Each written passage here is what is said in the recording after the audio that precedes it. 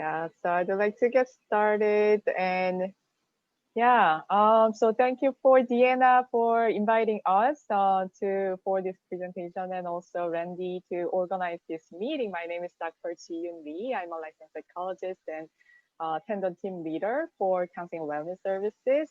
I have a co-presenter, Delia Salem, to present for the Demystifying Mental Health to tackle current counseling with the college mental health issues and to help you understand how to seek help and resources. So can you, Delia, to introduce yourself? Yeah, absolutely. My name is Delia Salem. I'm a licensed clinical social worker with the Tandon School here at NYU. I am one of the counselors that provide short-term counseling as well as provide presentations such as today around educating the community around mental health concerns and resources. So I'm really excited that we have you all joining us. This presentation will be recorded and available to view later on the Tandon website, and we can provide more information on that.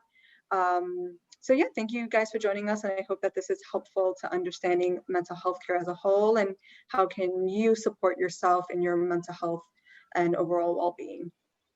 Okay, thank you, Delia. So we have the poll questions for you. Please respond it, and then we can interpret the result of your answer. So first,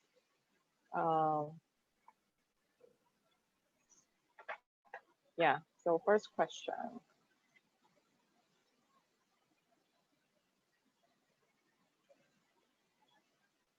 So are you? Oh, am I? Oh, sorry. Yeah. Yeah. So first question. Bear with me. So there's two questions here. Okay. Just to get a read on the room on who's in the room, so we know who's participating, and also just a general sense of how well do you believe you understand what mental health is? And we'll give a few seconds for that. Yes. Yeah, so you can use, you can pick your answer. I'm going to end polling in a few moments.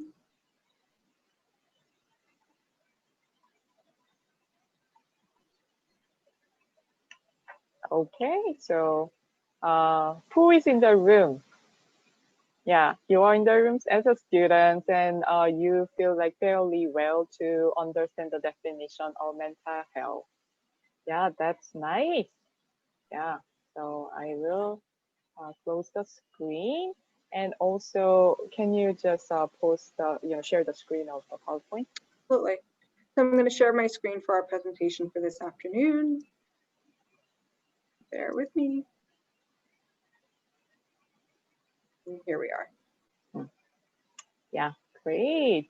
Yeah, so yeah, I would like to talk about the, how the COVID-19 impact the mental health for the college students, and COVID-19 has resulted widespread concern of college mental health students' mental health during the spring 2020. It has been like for 6 months or so far, but it is continuous and that impact of college students mental health now and in the future. So there are recent surveys, and so of the college students by Center of Collegiate Mental Health, have suggested that college student psychological distress increased significantly.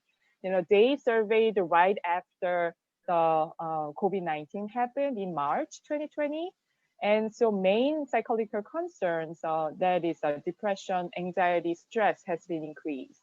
And students are also who initiate the counseling and immediate after the COVID, and slightly increase the academic and family distress. And I would like to give you a little bit more background of this survey. So this survey is hosted by the CCMH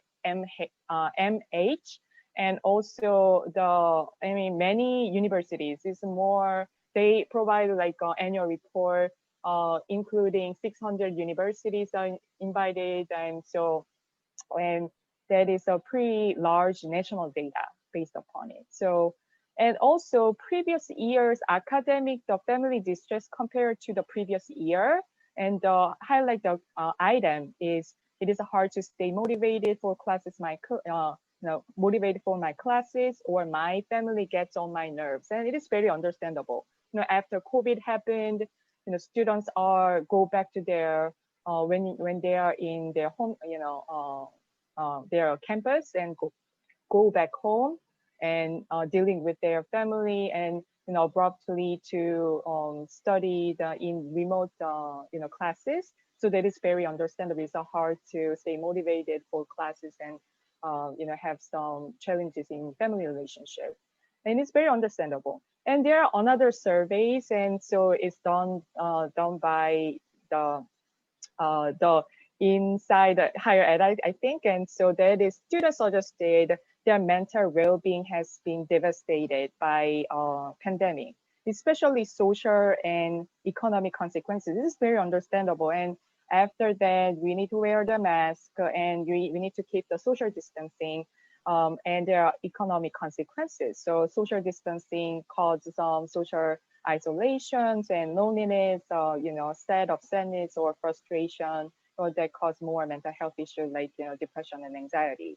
And also uncertainty about the college career and or the education afterwards and after post-college career. So it is very understandable that those four issues are frequently named. So other surveys too, and it is so also positive for depression and anxiety at higher rates than the previous years. So Delia, and talk more about what is the differences between mental health and mental illness. Right. So mental health and mental illnesses are actually two distinctive categories. So mental health really is about gauging our emotional, psychological, and social well-being. It can help determine how we handle stress, how we relate to others, and how we make healthy choices for ourselves. Poor mental health and mental illnesses are not the same thing. A person can experience poor mental health and not experience or meet criteria for mental illness. Likewise, a person diagnosed with a mental illness will have periods where they experience positive mental health, positive physical, mental health, and social well-being. Mental illness is defined more as a health condition, much like many of our medical conditions that we're more familiar with. So it oftentimes changes a person's thinking, feelings, behavior, sometimes affecting all three areas, and causes the person intense psychological distress and oftentimes impairment in functioning. So people with mental illnesses don't often look sick, especially when symptoms are mild. And mental illness will often impact the way a person is able to withstand or tolerate stress, relate to others, and make healthy choices, as I mentioned. Some risk factors for determining the likelihood or the chance of a person developing a mental illness are biological factors, so genetic predispositions, environmental factors, and social factors. So we think of things like trauma and adverse childhood experiences, as well as the social context in which we are currently operating. Okay, so I would like to share a little bit more about the trend of college mental health based upon the national data CCMH. And so, yeah, I mean, it is not a new thing. There are college students' mental health issue has been kind of discussed, and I mean, it is it is reported for a number of years. And so it is CCMH, the Center for Collegiate Mental Health, annually report that what is the trend. So it is collaborate effort for 600 university college and university counseling centers. And so report contribute to for this report and 163 college and university counseling centers, and 200,000 students involved in this. And so what is the top issues, mental health issue that college students reported? It is anxiety, depression, stress, and family distress and academic performance. So that is very understandable. So anxiety is the top issue. And what is the 2019 report highlighted? And there are a few key points. And so the self-report lifetime prevalence rate is threat to self increased. That means non-suicidal self-injury or serious suicidal thoughts or suicidal attempts or students who are seeking help and report those suicidal thoughts or other mental health issue that has been increased. And the rate of prior counseling has demonstrated on upward. That means like it is the 56% higher than previous year. They report that they are previously seeking therapy. And also taking a medication for psychological reasons slightly increased. And not only the modality of the therapy is not counseling, but they're seeking medication is also included in the or increased for psychological help. And so average rate of students self-reported anxiety, depression has been increased. So what will be implication for students or staff and clinicians with this information? So during the pandemic, definitely students has increased these kind of psychological issue reported to the to the clinicians or who are seeking mental health services, anxiety, depression, stress. It's not surprising. It's not. So if you are experiencing these symptoms, mild symptoms of these psychological issues, reasons, stress, is not uncommon. So it is not uncommon. So feel anxious, depressed, stress, family distress, and academic performance. So for administrator or steps, what is the important for using this information? That is, if students are approaching you to seek help or showing these symptoms, you can guide them to refer to the mental health services or counseling and wellness services and provide some resources for that. And for clinicians, so and definitely we are kind of providing various services, not only like individual counseling, quickly, catch their needs, psychological needs throughout triage, or here we have our counseling and wellness services, have a wellness exchange program or hotline, catch up those students' needs quickly and then provide appropriate resources, including individual counseling groups, medication treatment, or other modality wellness workshops. So how about, because we are at Tandon, and so how about like STEM students in college? What is their mental health issues for kind of STEM students? So it is a kind of naturally academically challenging environment. So, many STEM students are, showing some difficulties with a high achieving environment, like competitive environment. Maybe I feel, yeah, I'm wondering about your experiencing that at Tandon. So that increase stress, or some students are experiencing some imposter syndrome and struggling with some anxiety, depression, and other concerns. So especially minority model myth and MMM for minority STEM college students are reported. So that means, for example, like there are many ethnic, racial, or diversity in STEM program. Yeah, so in few years ago, Latino or Latina Hispanic students are awarded, or Black students, or other ethnic or multiracial groups are awarded. So especially Asian students, there's like stereotypes, and maybe it's a first best type for someone, right? And so Asians are naturally highly gifted in STEM field and everyday, extremely. So if not, it is, they are working very hard, like excessively working hard, right? So some students have feel like experiencing with trauma based on the race, false assumption like that, or experiencing some microaggression based upon it. So Asians are not numb and to this false assumption. So it is okay to express those challenges, to express their stress based upon it. And graduate students in STEM program, especially showing higher risk of experiencing mental health concerns. And so UC Berkeley 2014 report, there are 40 in graduate program in bioscience study. There are 43 to 46 students experiencing like depression during their study. And women in STEM or women of color in STEM and higher risk of stress, anxiety, and lower mental health than male counterparts. And so because of STEM field is the male dominant or field kind of naturally, right?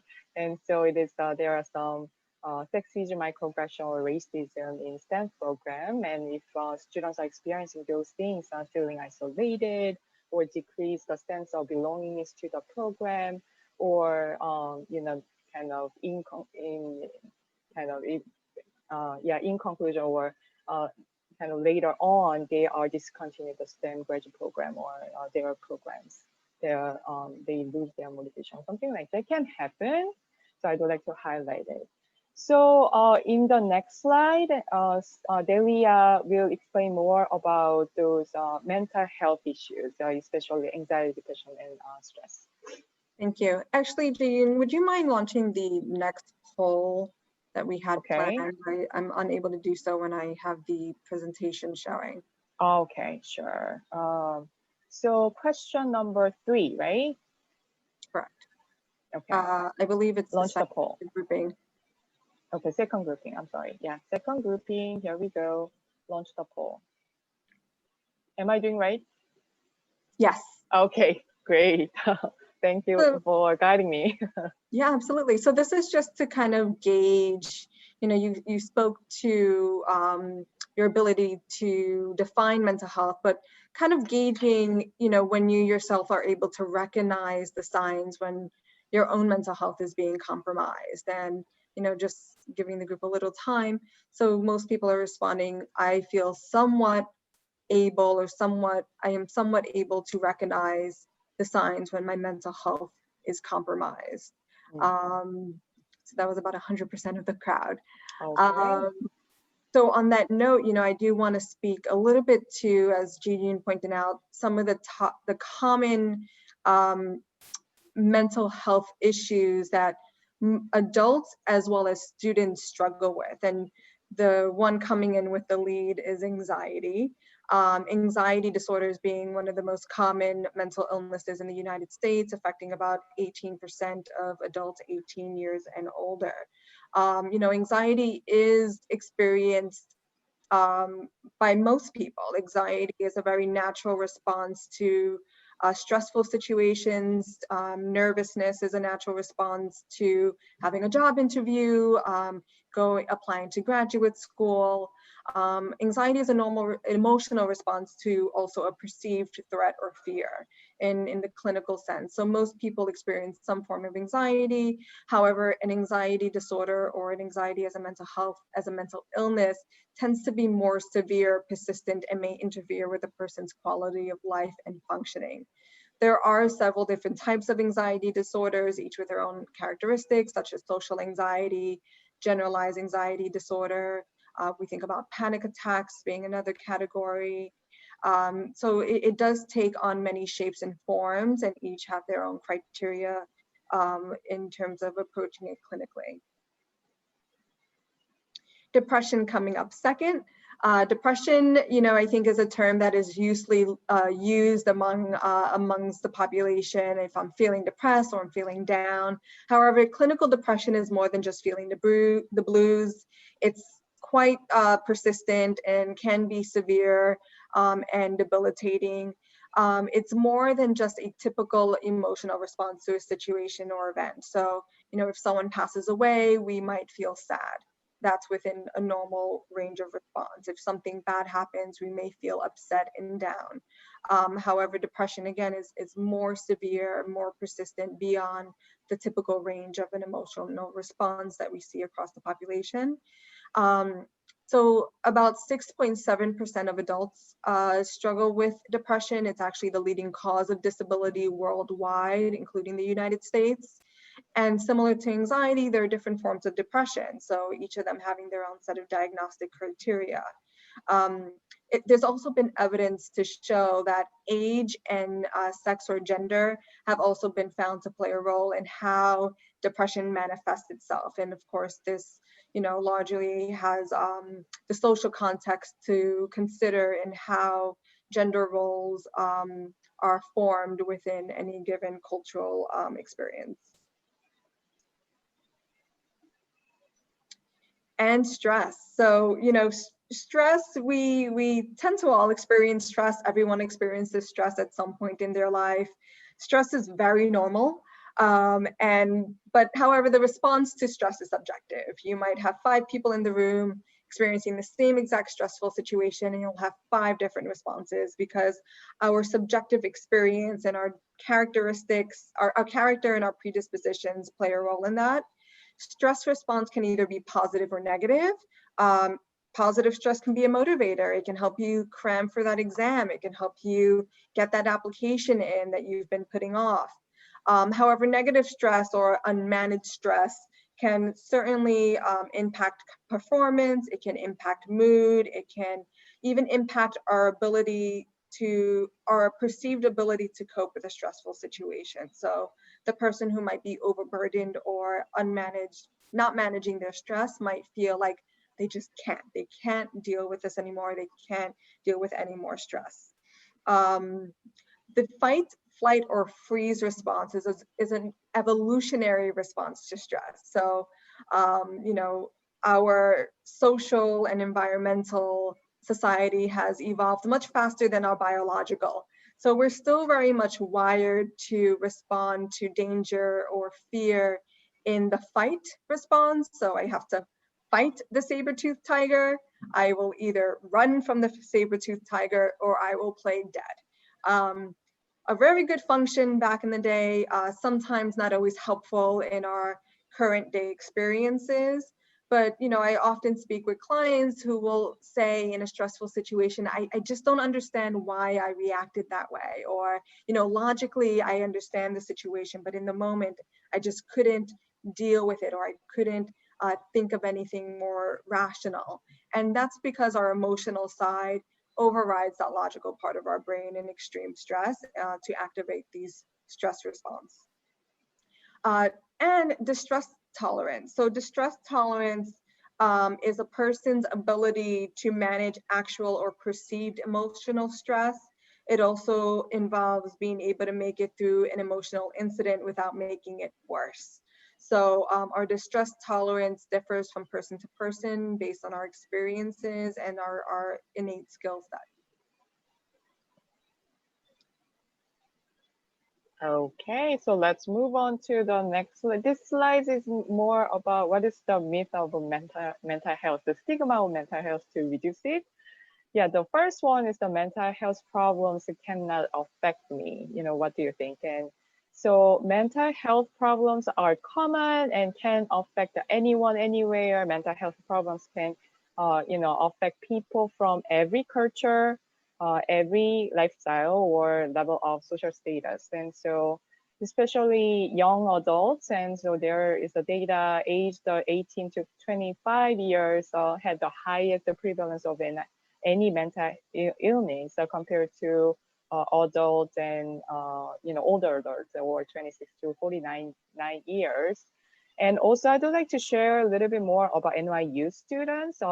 And 22.5% of NYU students reported anxiety that impact their academic performance. And 55 of NYU students reported emotional and mental difficulties that hurts their academic functioning. And also 59 of the NYU students demonstrating symptoms of depression. So it is not uncommon. It is common. Yeah, it is. Some students expressing their stress, anxiety, and depression.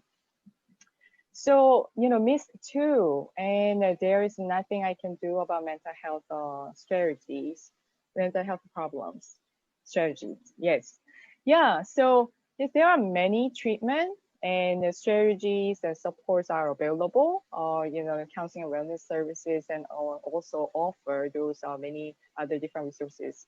Knowing about the facts about mental health, being aware of good mental health, knowing about your strength, and building a positive environment yourself is helpful. And as I said, like counseling wellness services offer some individual counseling groups, and also medication, treatment and referral. So we offer like that can be on one, resources you can seek. And also myth 3 is people with a mental illness cannot succeed at a college or university. It's not. Yeah. So NYU Counseling and Wellness, especially seek what is that? Support students in the previous year, 9,000 student unique students we support with a total of 44,000 visiting NY campus. I believe that. So in spring after, when we have a remote, we operate like at 75% of capacity. And also this semester, 85% of capacity, what it has been increased to, students are seeking help. And the hotline, the wellness exchange hotline get upwards of the 25,000 calls per year. And the chat services got over 4,000, award last year. So it's a lot of numbers. I mean, it is very positive, and it is, students are seeking, and we are working hard to serve students' psychological needs. Yeah, so. Yeah, so continuing on debunking some of these myths, connecting to treatment means I'm crazy. So, I'd like to start off with just highlighting the term crazy, right? So, I think we need to pay attention to public and self-stigma around mental health or accessing mental health treatment, because this can be the #1 barrier for many individuals to access treatment, given their perception of what that would mean. So labeling mental health as crazy increases the stigma. And honestly, mental health treatment is actually a way to be accountable to yourself and be responsible for your care. So, attending to your overall healthcare needs, including your mental health, is no different than going to a doctor for the flu or for a broken leg, right? So you're attending to your body's needs and recognizing that a need exists. And as Jiyoon pointed out, here at NYU, our services are widely used. People are accessing treatment. We have thousands of students accessing treatment through our 24/7 resources, as well as for the counseling services provided by appointment. Another common question that comes up is, will employers not hire me if I have a history of mental illness? So disclosure, first of all, is a very personal choice, and there are many reasons a person might choose not to disclose. There are federal laws that protects a person's right to healthcare privacy and against discrimination based on a person's medical history, including mental health history. There are also laws that present opportunities for accommodations within the employment setting. So in this case, it would require a level of disclosure to the appropriate parties on your part if you require accommodations in order to help you complete the duties of your job responsibilities. Statistically, about 18% of workers in the United States report having a mental health condition in any given month. So that means psychiatric disabilities are one of the leading causes of disability covered under the American Disabilities Act in the United States. On that note, I also like to add that as a student, you also have these same protections from an educational standpoint, and there are accommodations that can be explored to support your academic success at the university. Okay, so can I just launch the poll? Yes, please. Okay, let's see. Okay, so where is 3? There we go. There are 2 questions. When you are feeling stressed, overwhelmed, down, and what strategies help you feel better?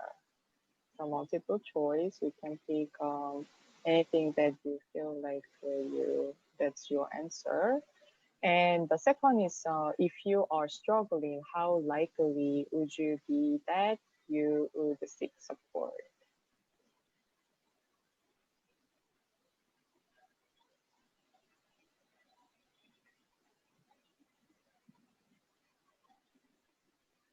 Mm,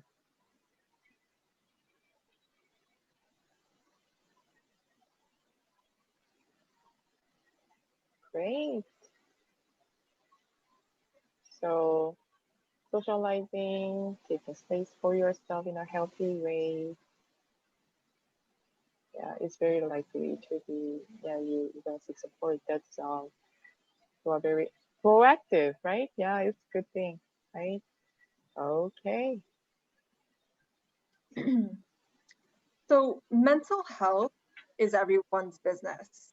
Um, Statistically speaking, if you or someone in your family hasn't been affected directly, it's very likely that you know someone who has been affected by a mental health struggle or mental illness.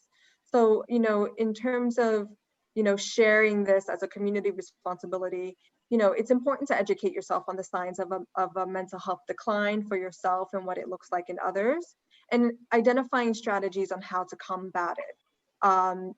Certain things that you can do if you recognize a friend that may be in distress is checking in, being a good listener and helping them to connect to supportive resources if you're knowledgeable, or helping them, or helping, sitting with them to identify resources that would be supportive to them that are beyond your abilities as a friend.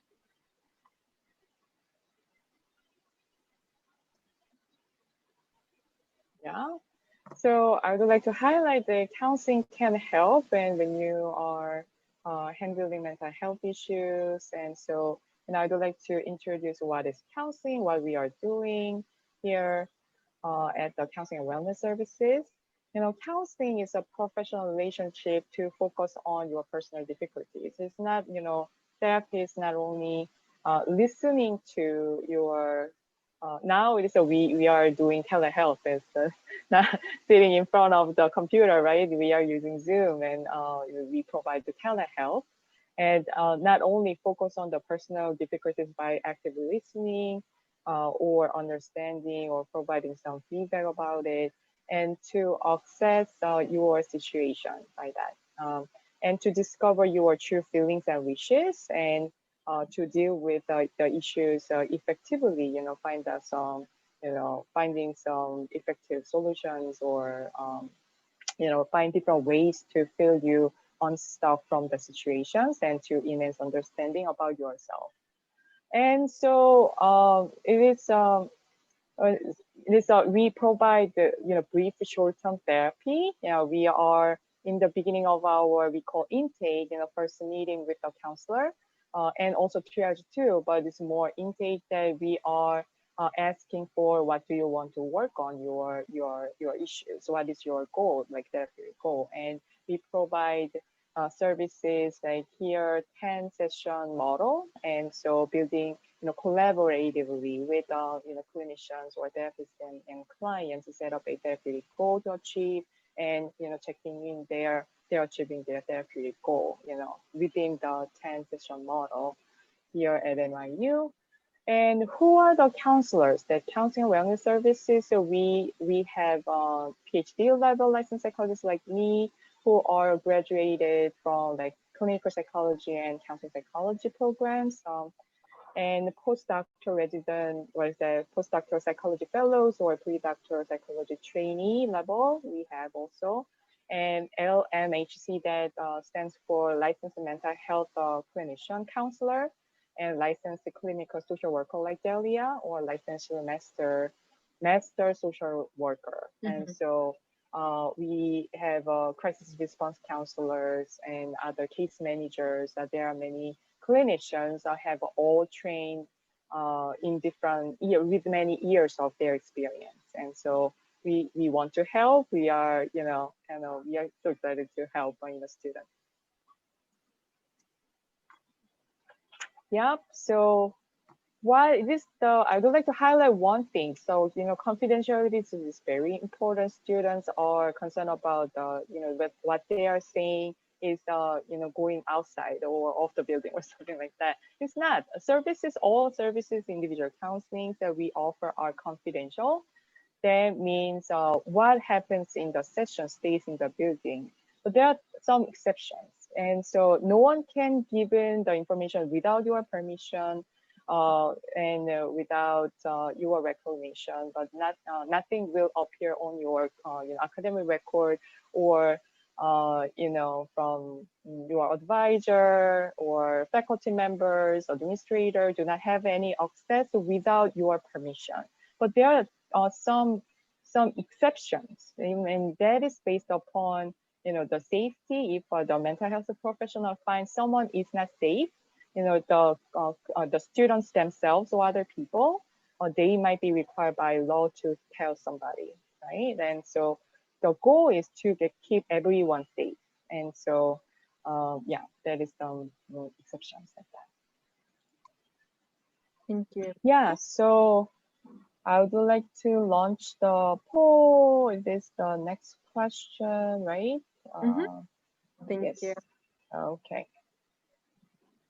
Yeah, so you are knowledgeable about the resources available to support your mental health and well-being. What do you think? What is your answer?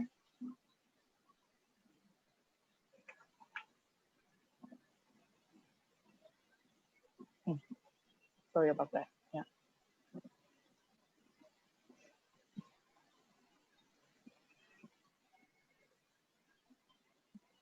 Mm.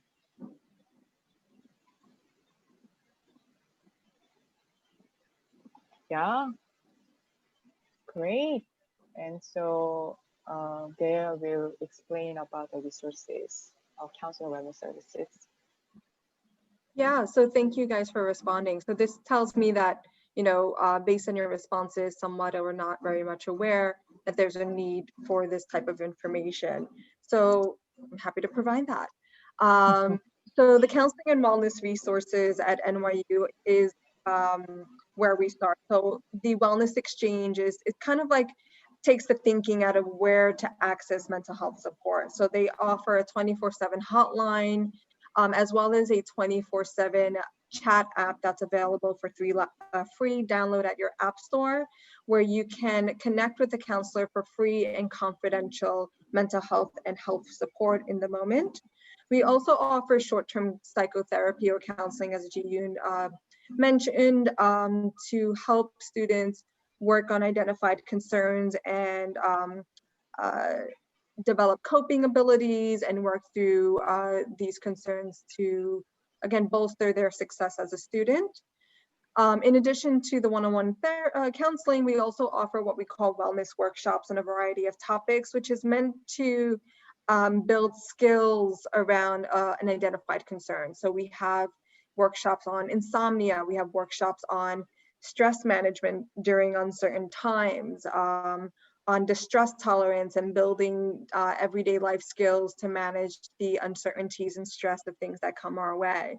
So these are monthly recycled workshops that start over every month, so students can participate with and gain the benefits without the long-term commitment that maybe a group therapy might require. So in group therapy, we offer semester-long process groups that also provide skills-based learning opportunities with other students who are also struggling with this identified concern, and it provides an opportunity for peer support around this shared issue.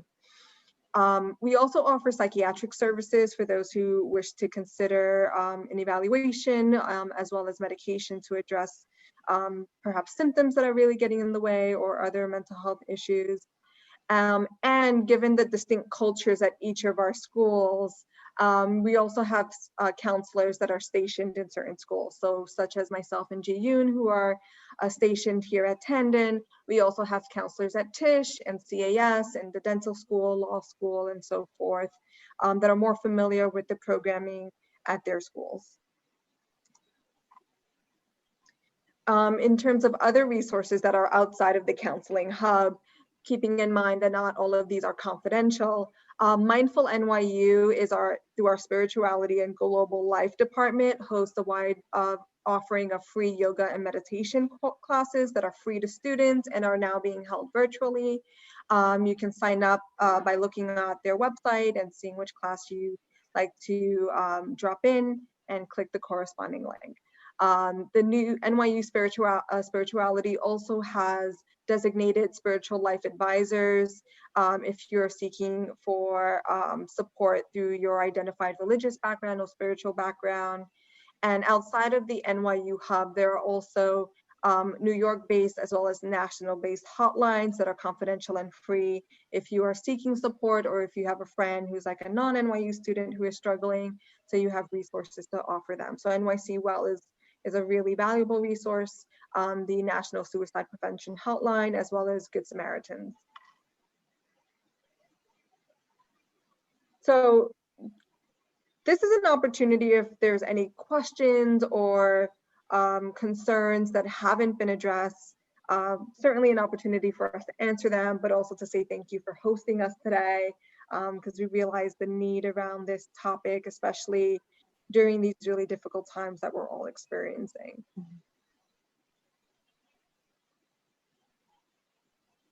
Questions?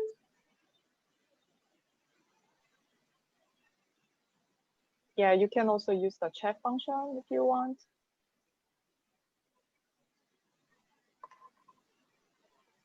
And if there's no questions now, that's totally okay. The Wellness Exchange hotline and chat is also a great place if you have any questions that you want to reserve for a more confidential setting. You can certainly reach out and bring up any of your wellness related questions.